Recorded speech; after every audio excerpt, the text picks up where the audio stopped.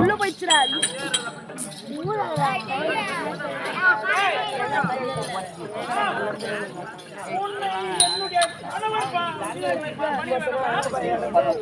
உன்னை படைத்தவரே இவர். அப்படி இருக்கும்போது உன்னுடைய பாதத்தை பணிய தகுமா? என்னுடைய கணவர் தான் உன்னை படைத்திருக்கிறார். எங்கள் பாதத்தை வணங்கி ஆசீர்வாதம்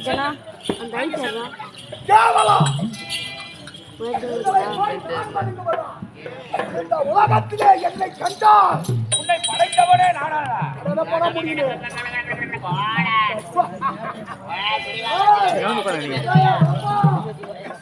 என்னடா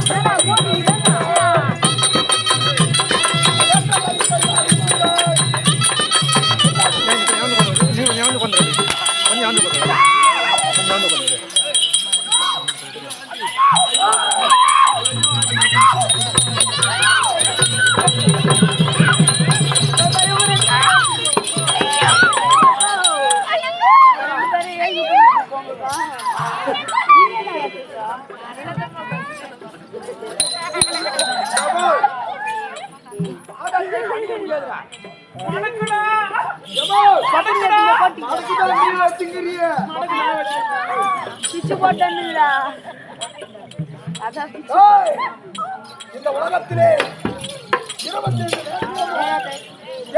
கோபம் உடையவன் இந்த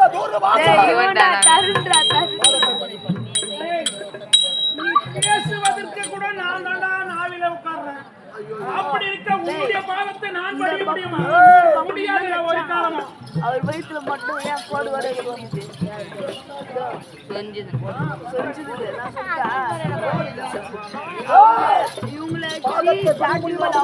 முடியாது முடியாது முடியாது. சாபம் தந்தேனே சாபம் தந்தேனே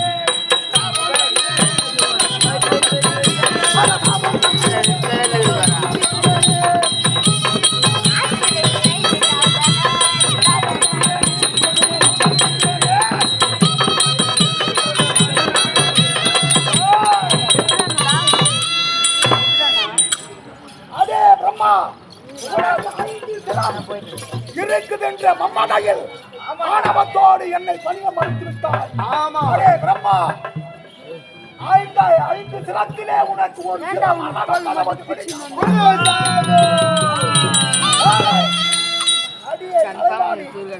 கல்விக்கெல்லாம் அரசி நீ அப்படி இருக்க என் பாதத்தை பணியாமல் என்னை மறுத்ததால்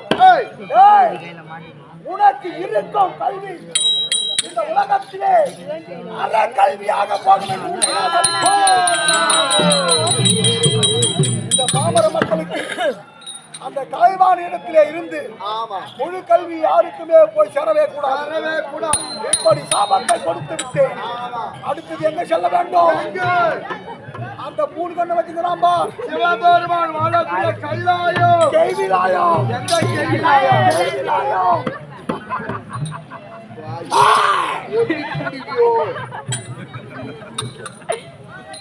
அந்த கைலாயம் புறப்பட வேண்டும். அந்த கைலாயம் தன்னை நாடி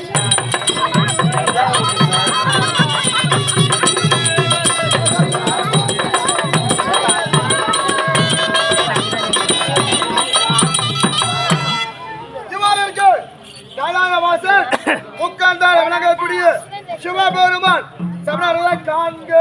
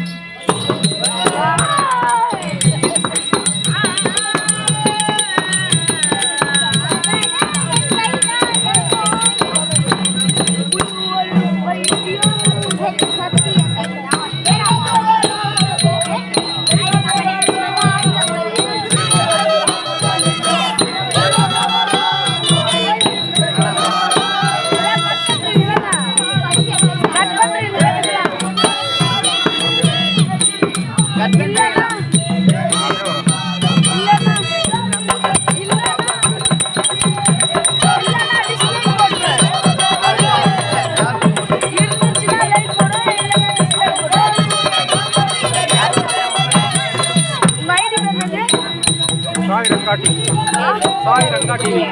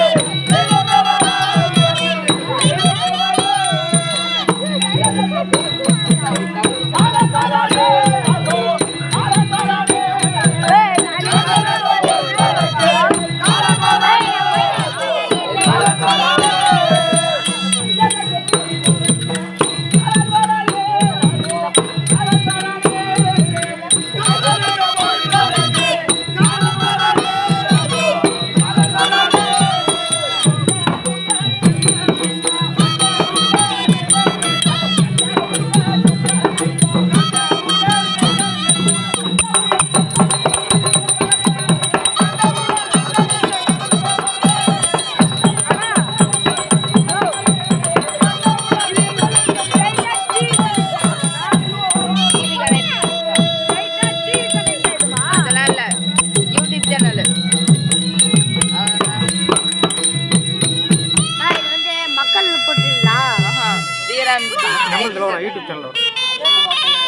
ஸ்ரீராமா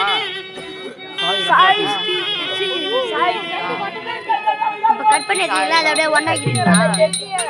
அடுத்து வரும் தனிமையாக வரும்.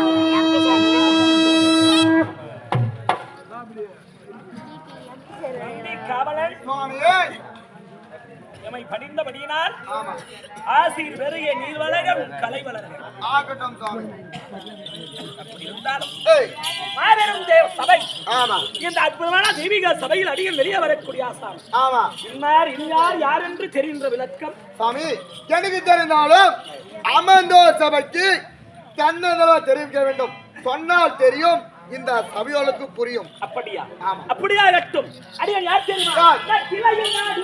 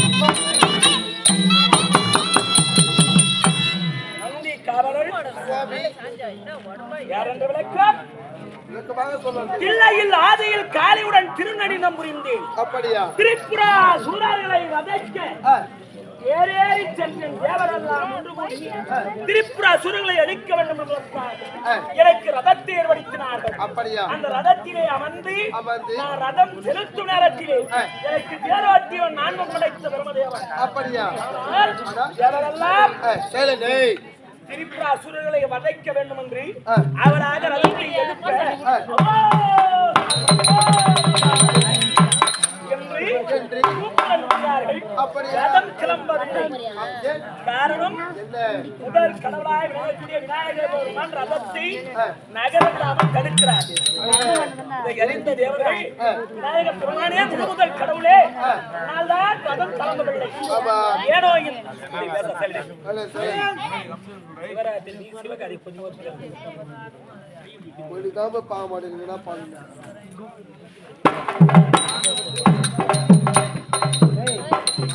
அப்படி அந்த திரிபுரா அசுரர்களை வதைக்க தேவரெல்லாம் அந்த ரதத்தில் இருக்கின்ற பொழுது விநாயகர் தடுக்கிறார். ஏன் தடுக்கிறீர்? எதனால் ரதம் கிளம்பவில்லை? என்ன காரணம்? விநாயகர் இந்த உலகத்திலே முதல் பூஜைக்கு உரியவன் நான். தேவரெல்லாம் ஒன்று கூடி ஒவ்வொருவரும் ஒரு வடிவம் எடுத்து ரதத்தில் அமர்ந்தார்கள். ஆனால் இந்த விநாயகர் பெருமானுக்கு பூஜை செய்யாமல் நீங்க ரதத்தை கிளப்ப முடியுமா? அதனால் இந்த ரதம் கிளம்ப வேண்டும், திரிபுரா அசுரர்கள் அடிய வேண்டும் என்றால் 3 கண்ணுடையவனை எனக்கு பலி கொடுக்க வேண்டும். விநாயகமூர்த்தி கேட்கிறார், 3 நேத்திரம் 3 கண்ணுடையவனை கொண்டு வந்து எனக்கு பலி கொடுக்க வேண்டும் என்று கேட்க இந்த உலகத்திலே 3 நேத்திரம்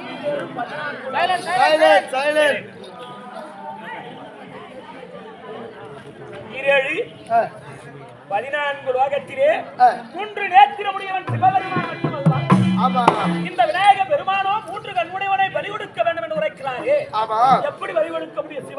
சிவனை பலி கொடுக்கத்தான் முடியுமா? அப்படி பலி கொடுத்தாரோ அசுரனை அழிக்க முடியுமா? முடியாது. எண்ணத்தில் ஓடி வந்து உரைத்தார்கள். விநாயகன் கேட்டது 3 கண்ணுடையவனை பலி கொடுக்க வேண்டும். அவ்வளவுதானே. இப்போதே என்ன செய்கிறேன் பார் என்று சொல்லி என் நெற்றில் இருந்து 2 துளி வேர்வையை கீழே விட்டு அந்த 2 துளி வேர்வையும் ஒரு துளியானது தேன்கனியாக மாறியது. மற்றொரு வேர்வை துளியானது சாத்தியமாக மாறியது. இப்படி 3 கண்ணுடைய தேங்காய் உருவெடுக்க இந்த தேங்காயை பலி கொடுத்து விநாயக பெருமானுக்கு சமர்ப்பணம் செய்யுங்கள், ரதமானது நகரும் என்று சொன்னேன். அந்த தேங்கனியை உடைத்து 2ஆக பிளந்து விநாயக பெருமானுக்கு நைவேத்தியம் செய்தார்கள். தேங்காய் உடைப்பது எல்லா கடவுள்களும் உடைச்சாலும் விநாயக பெருமானுக்கு மட்டும்தான் போய் சேரும். அப்படி தேங்காயை விநாயக பெருமானுக்கு சமர்ப்பணம் செய்து ருத்ராட்ச மாலையை எனக்கு எடுத்து என் கண்டத்தில் அணிந்து கொண்டேன். இந்த ருத்ராட்ச மாலையானது எதிர்வினை சக்திகளை அழித்து தன் உடம்பில் தன்னமைக்கு ஊட்டக்கூடியது. அதனால எப்பொழுதும் ருத்ராட்சம் அணிந்து கொண்டிருப்பேன். இதுதான் என்னுடைய. அப்படி இருந்தாலும் கைலாய மலை, வெள்ளங்கிரி மலை என்று சொல்லக்கூடிய கைலாய மலைக்கு அதிபதியாய் விளங்கக்கூடியவன் இந்த பரமேஸ்வரன், சிவபெருமான், ஈசன், பரமன் என்று பல அபிதானங்கள் இருந்தாலும் இன்னும் எப்படி நந்தன நந்தன கோபாலா நவநீத சோரனே கோபாலா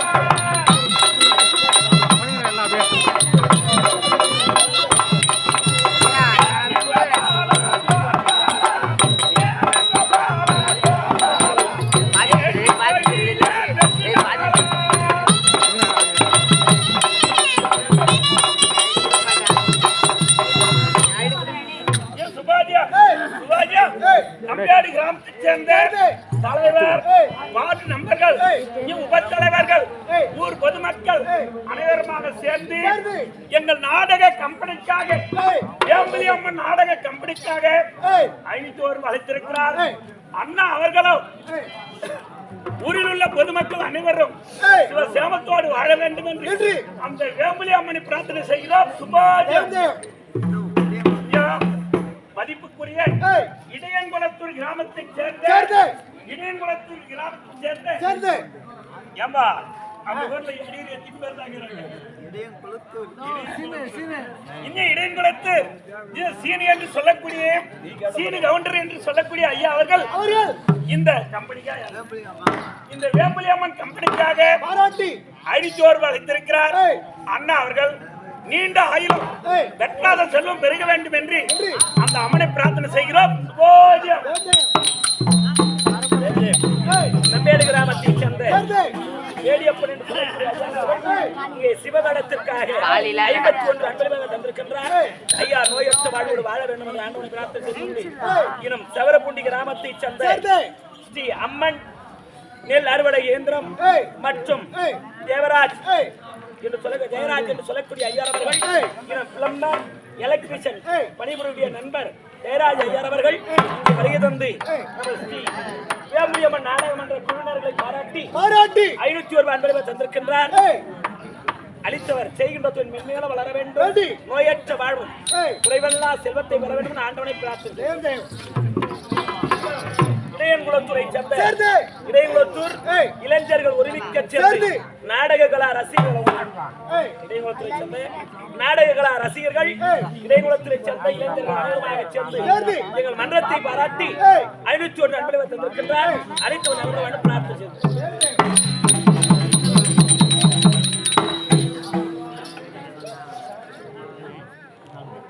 நம்பியாடு கரிகள் மேட்டை சேர்ந்த ஐயனார் என்று சொல்லக்கூடிய அங்காளம்மனுடைய பக்தர் பிரியர். ஒரு வெள்ளிகா முட மாட்டாரு, பெரியாய் கோயிலுக்கு வந்து கற்பதி வார்த்தை ஏற்ற. அப்படி ஐயனார் என்று சொல்லக்கூடிய ஐயர் அவர்கள் வருகை தந்து இந்த பெரியாண்டவன் சிவபெருமானுக்காகவும் இந்த கம்பெனிக்காக 51 அன்பளிப்பை தந்திருக்கின்றார். அளித்தவர் ஆண்டவன் எப்போது குறையில்லாத காத்திருக்க பிரார்த்தனை. அப்படி இல்லையிலே திருநடன முடித்தேன், திருமணத்தை இருக்கேன், களத்திலே மாண்பழு களத்தில் சமாள ஊர்த்தி என்று அறிந்த போதிலும் உலகமெல்லாம் படியளப்பது படைப்பது நான்முகன் வேலை, அதை காப்பது நாராயணனுடைய பணியாகும். என்னுடைய பணி காக்கும் வேலை.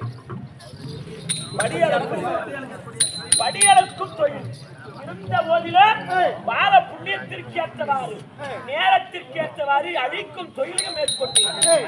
இருந்தாலும் ஒரு சமயத்திலே நான்கு முறைத்த பிரம்மதேவன் ஓடி வந்து இறைவா ஈசா பெருமானே, இந்த உலகத்திலே படைக்கும் தொழிலை கொண்டவன் நான்கு திசைக்கும் நான்கு தலை.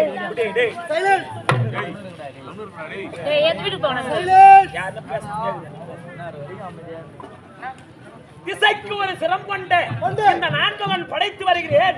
இருந்தாலும் என் படைப்பிலே சிறு பெரு குறைகள் வந்து கொண்டிருக்கிறது. உனக்கு 5 சிரம் இருக்கிறது. அதனால் நமச்சிவாய் என்று சொல்லக்கூடிய 5 மந்திரத்திற்கும் 5 தலை. சிவபெருமானுக்கு 5 சிரம். அதனாலதான் கலி திரௌபதா யுகத்திலே சிவபெருமான் அம்சத்திலே 5 பாண்டவர்கள் பஞ்ச பாண்டவர் 5 பேராக அவதரித்தார்கள். சிவனுடைய 5 தலையின் உருவமாகவே. அப்படி 5 சிரம் உங்களுக்குள்ளதல்லவா, அதை போலவே எனக்கும் 5 சிரம் இன்னொரு சிரம் வேண்டும் என்று பிரம்மன் கேட்க நானும் வரவழைத்தேன். 4 சிரமுடைய பிரம்மன் 5 சிரமுடைய பிரம்மனாக மாறினான். அப்படி யார் எதை கேட்டாலும் இல்லை என்று சொல்லாமல் என் நிலையிலும் கேட்ட உடனே வரத்தை கொடுக்கக்கூடிய கடவுள் கர்த்தன் என்று அழைப்பார். இன்றைய தினத்தில் உமாவை காண வேண்டும். அந்த உமா பரமேஸ்வரியை கண்டு சில பாவத்தில் ஆட வேண்டும். நான் அழைத்ததாக நந்தி வாகனமே விரைவாக சென்று உமா மகேஸ்வரி அழைத்து வா.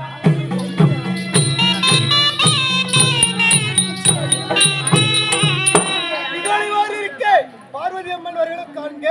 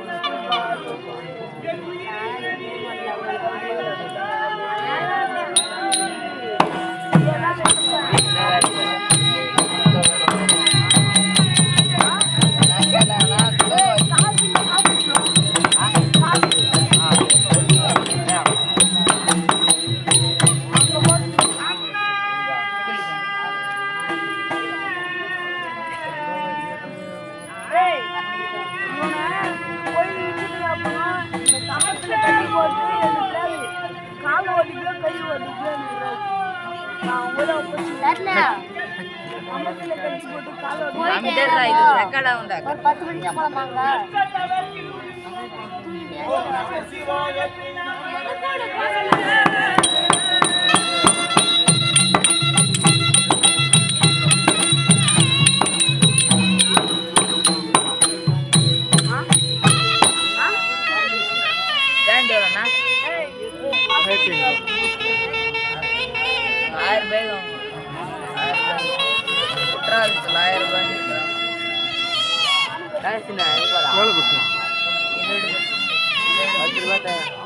காசு இல்லடா டீ குடிச்சேன் 10 ரூபாய் டீ குடிச்சிட்டேன்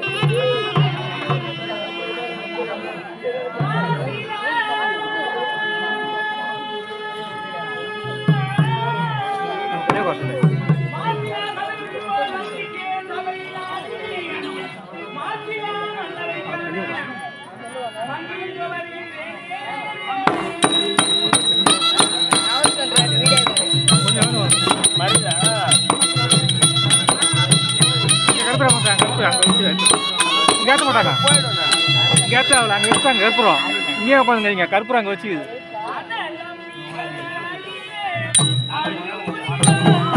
அதை ஏற்றாங்க பாருங்க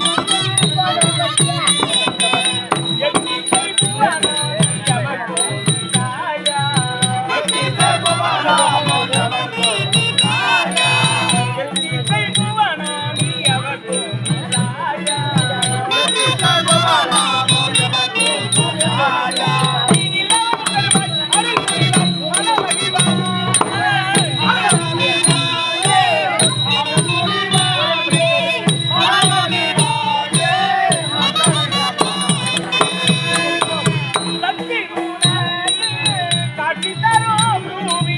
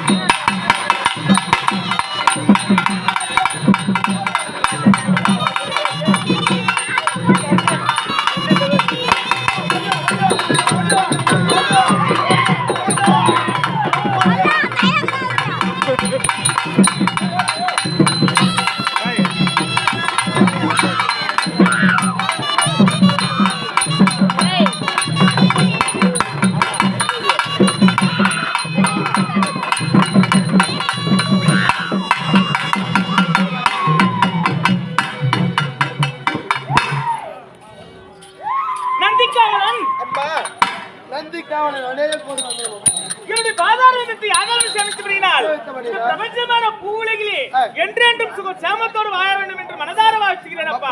அப்படி இருந்தாலும் கற்பகவிருச்சு பொருந்தியே இந்த அற்புதமான சபையின் கண்ணாக வந்த பெண்மணி யார் என்ற விளக்கம் உனக்கு தெளிவாக தெரிகின்றதா? சபைக்கு தெரிய வேண்டும். சபைக்கு நான் யார் என்பதை தெரிவித்தால் அல்லவா தெரியும். என்னுடைய விளக்கத்தை தெளிவாக சொல்கிறேன், செவிசா என்று கேட்க வேண்டும். புறப்பட்டு ஓடிவா.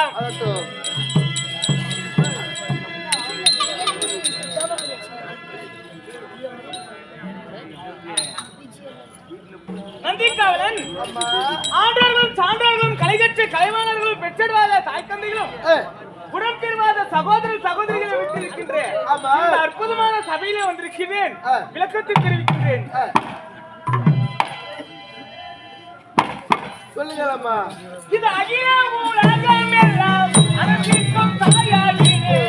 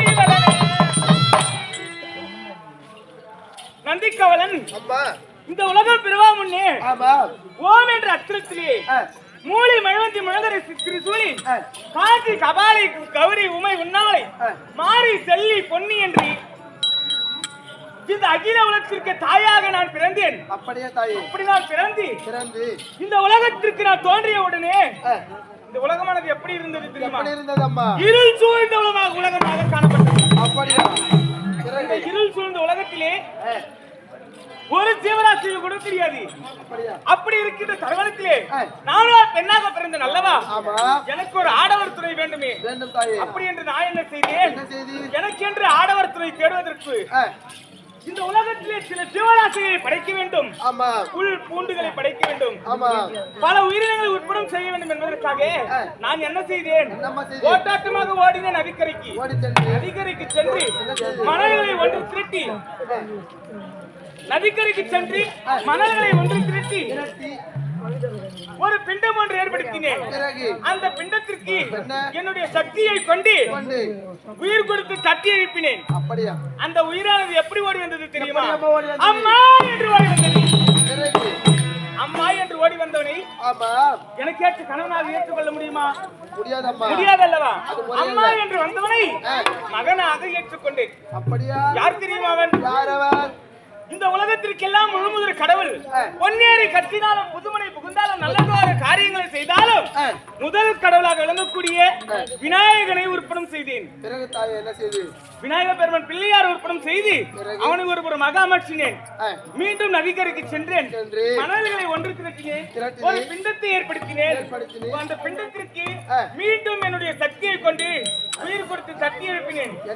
எழுந்து வந்தவன் எப்படி ஓடி வந்தான் தெரியுமா? தங்கா என்று ஓடி வந்தார்.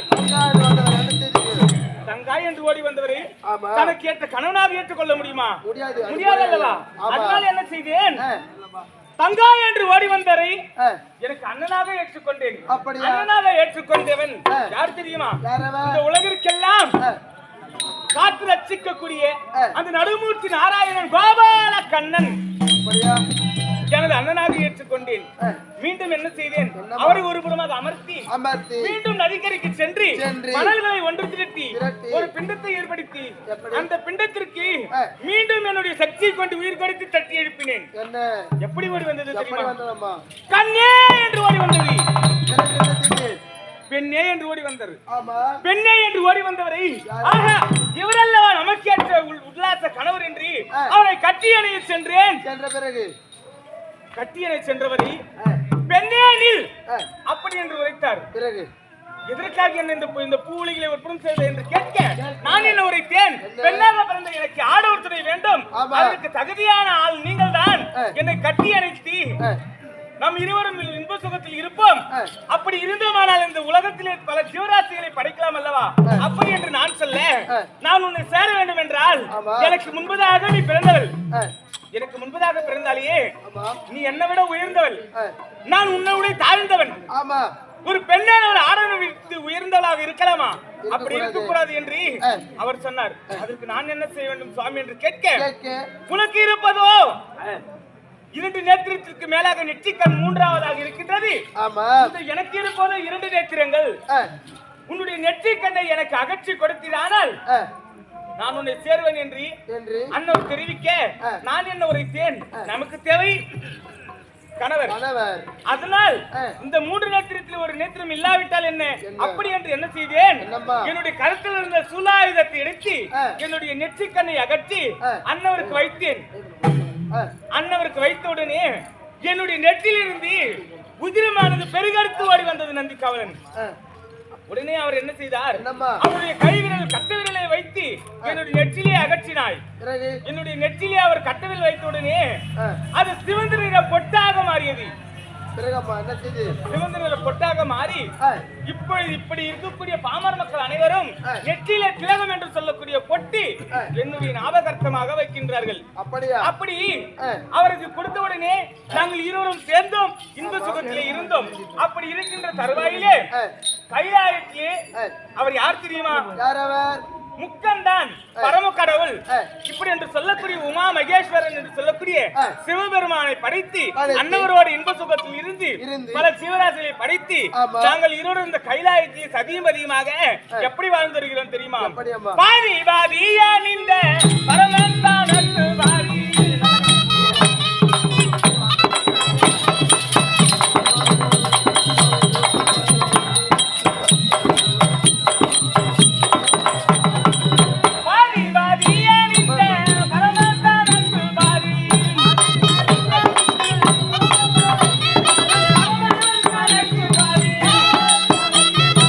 பாரதிய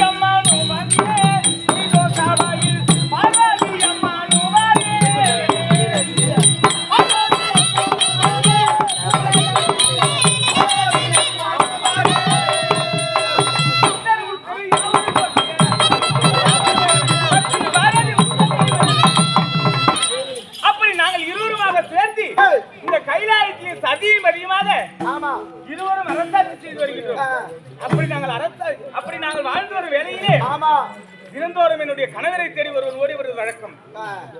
யார்? நாங்கள் படித்தவன். யார் அவர்? பிரிங்கிரிஷியானவன் என்னுடைய கணவரை பார்ப்பதுவாக தினந்தோறும் ஓடி வருவான். பிறந்தரிசி முனிவர். ஆமாம்.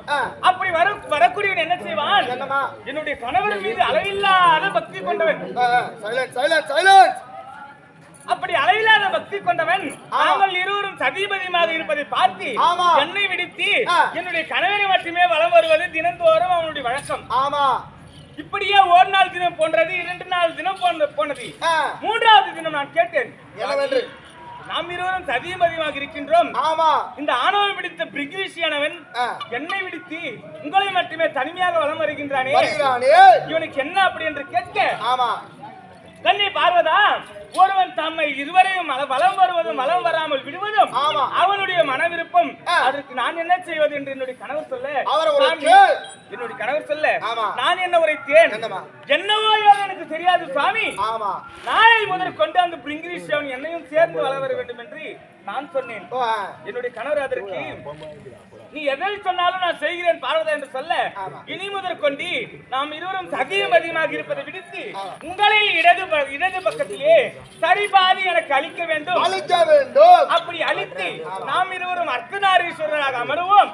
அப்படி அமிர்தமனான அந்த கொடும்பாவி எப்படி உங்களை மட்டும் வளம் வருவார் என்று நான் பார்க்கிறேன் சுவாமி என்று சொல்ல, என்னுடைய வார்த்தைக்கு கட்டளை கிணங்க என்னுடைய கணவரானவர் இடது பக்கத்திலே சரிபாதி எனக்கு அளித்தார். நாங்கள் இருவரும் அர்த்தநாரீஸ்வரராக அந்த கைலாயத்திலே அமர்ந்து கொண்டிருக்கிறீங்க. வழக்கம் போல் ஓடி வந்தான் அந்த பிரிங்கிரிஷியானவன். எங்கள் என்னையும் என்னுடைய கணவரை இருவரையும் உற்று நோக்கி பார்த்தார்கள். மேலிருந்து கீழ் வரை உற்று நோக்கி பார்த்து இதற்கு முன்பதாக தனித்தனியாக அமர்ந்திருந்தவர்கள் இப்பொழுது இருவரும் ஒன்றாக சேர்ந்து அர்த்தநாரீஸ்வரராக அமர்ந்து கொண்டிருக்கிறார்களே, இப்படி எப்படி நாம் வள வருவது என்று தான் ஞானத்தினால் அறிந்தான் அந்த பிரிங்கிரிஷியானவன். ஞானத்தினால் அறிந்து அவனுடைய உருவத்தை மாற்றினான். எப்படிமா? ஒரு சிறிய கருவண்டாக உருவம் மாறினான்.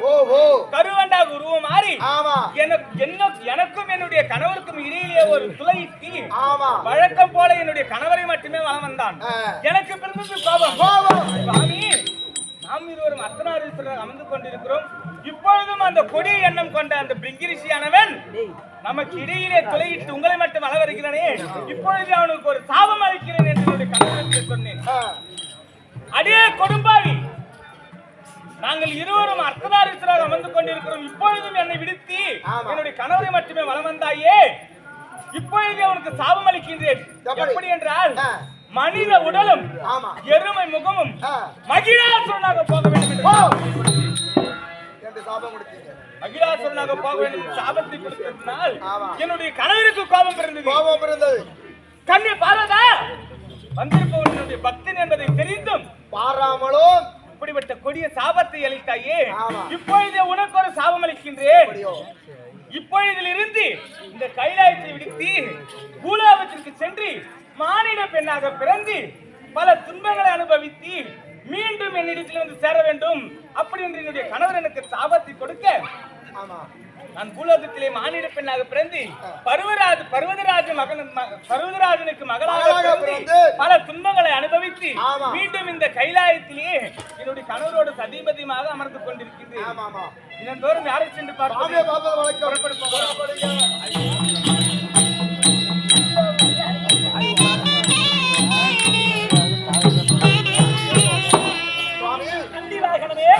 அம்மா பார்வதி அம்மா வந்து கொண்டிருக்கிறார்கள்.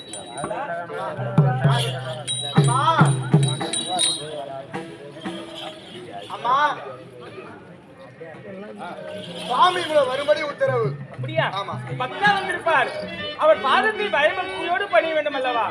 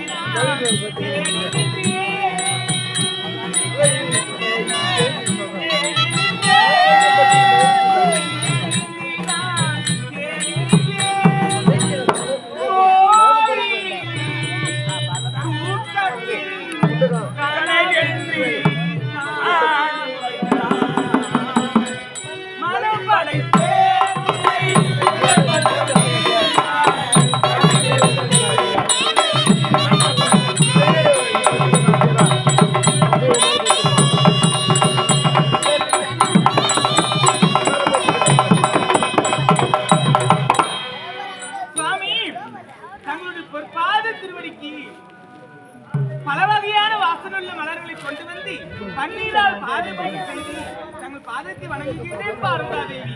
மனதார வாழ்த்துனாதா. என்னே பார்வதா, என் பாதத்தை வணிகவனினால் சுகமாக வாழ்ந்திருக்க வேண்டும். ஆசீர்வாதம் ஆசீர்வாதம்.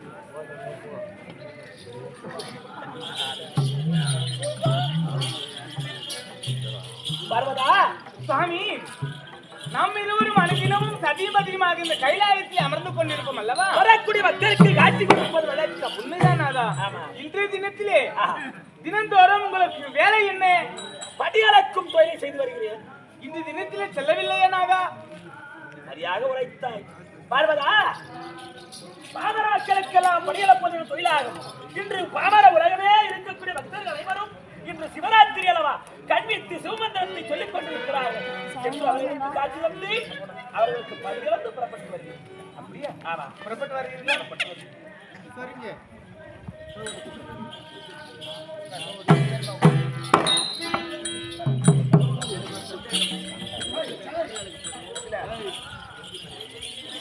மேலும் இந்த நம்பேடி கிராமத்தை சேர்ந்த அனைத்து பக்த கோடிகளுக்கும் விழா குழு சார்பாக முதற்கண் வணக்கத்தை தெரிவித்துக் கொள்கிறேன். ஒரு மனிதனாகப்பட்டவன் கடவுளை 4 வழியில் அடையிறோம். தசமார்க்கம், தாசமார்க்கம், சத்புத்திர மார்க்கம், சத்ரு மார்க்கம், இப்படி 4 மார்க்கமாகத்தான் நம்ம கடவுளை வணங்குவோம். ஒவ்வொருவரும் ஒரு வழியாக கடவுளை வணங்குவோம். தசமார்க்கம் என்பது இறைவனை தனது நண்பனாக பாவித்து வணங்குவது. சத்புத்திர மார்க்கம் என்று அப்பா நீ என் தந்தை, அம்மா நீ எனது தாய் என்று வணங்குவது. இது சத்புத்திர மார்க்கம். தாச மார்க்கம் என்பது ஒரு இறைவனை காதலியாக அல்லது காதலனாக, ஆண் கடவுளை காதலனாக, பெண் கடவுளை காதலியாக நினைத்து வணங்குவது. இப்படி வணங்கியவர்கள் சத்ரு மார்க்கம் என்று சொல்வது.